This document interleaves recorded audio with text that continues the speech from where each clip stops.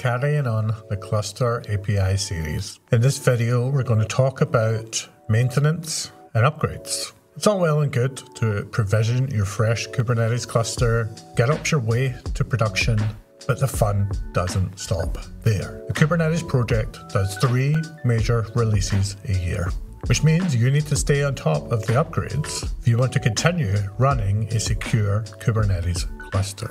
Fortunately for you, Cluster API makes upgrades painless. Let's take a look. Okay, first, let's export our kubeconfig and make sure that it's set to use our current working directory. This is where we wrote the kubeconfig using cluster control in the previous video.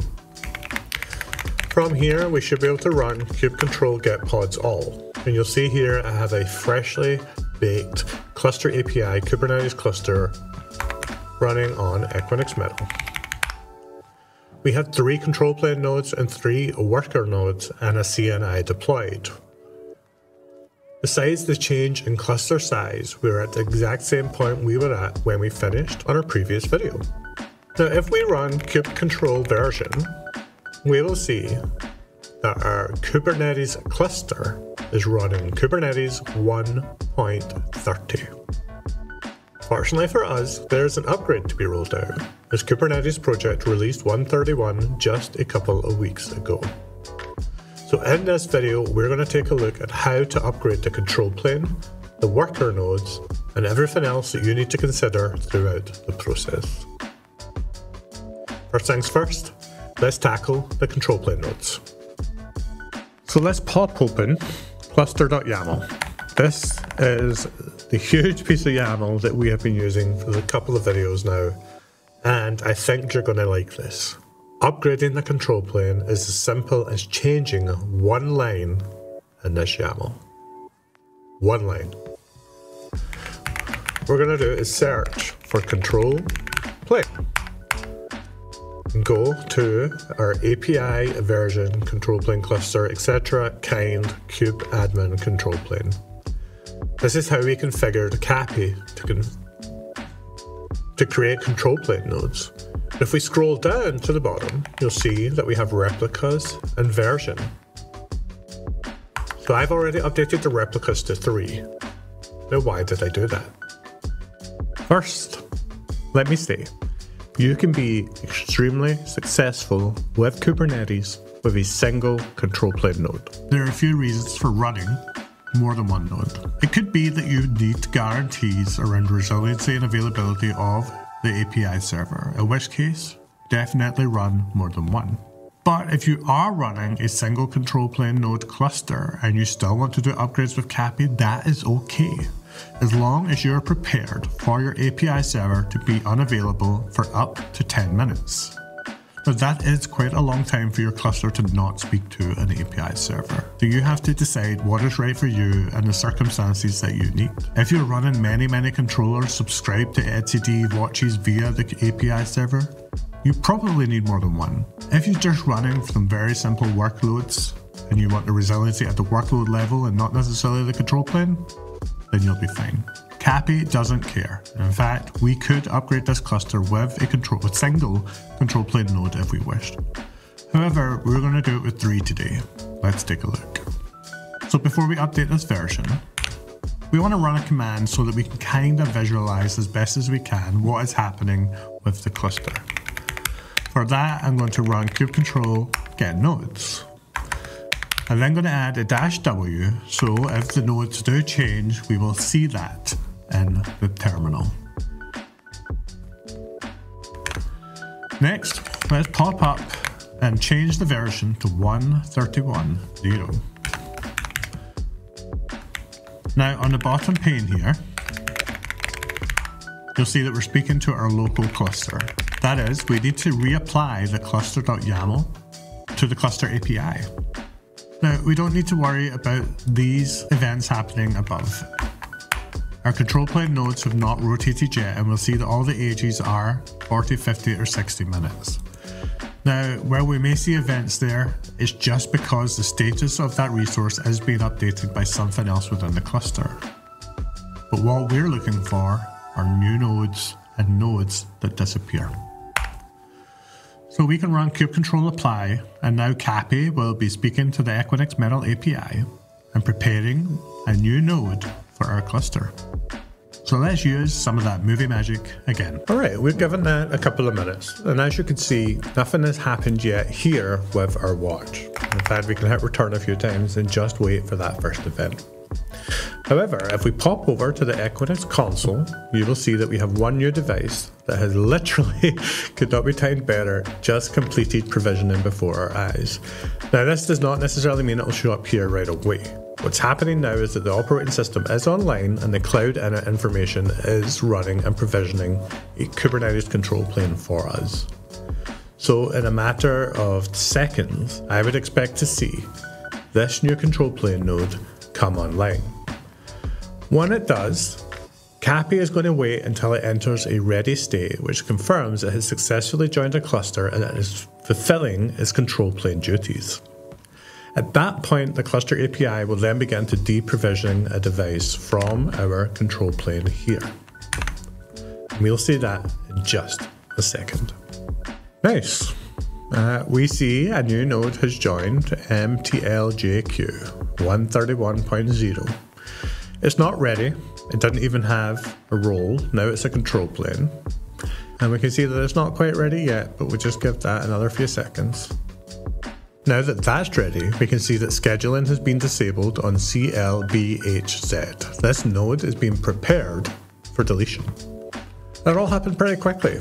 The cluster API is spinning up a node, making sure it joins the control plane successfully, disables scheduling on a node, waits for all those pods to be evicted if there is anything scheduled on the control plane, and then deletes the machine with Equinix Metal. It's going to repeat this until we have 3 brand new control plane nodes. Now I'm not going to sit here and let you watch that. We will be back in just a moment. Given that a little bit of time, it's still doing the rollout of the 3rd node, but the 3rd control plane node is, as of 36 seconds ago, provisioning. We're not going to wait for that. We're going to pop back over to VS Code. Now here I have the machine deployment for our worker node pool. This is worker A. Very inventive name, I know. Now here we have 3 replicas, and we can change the version to 131.0 like we did with the control plane. If we apply this, it's going to go through the exact same motions it did. Spin up a new node, wait till it's ready, decommission the old one, delete it, wash, rinse, repeat. Now, this can be a time-consuming process, as we're starting to see. And for the control plane, it likely makes sense to do it one at a time, because you may only have 1, 3, or 5. And you want to be extra cautious. However, with the worker node pools, depending on the configuration, you may want to speed up this process.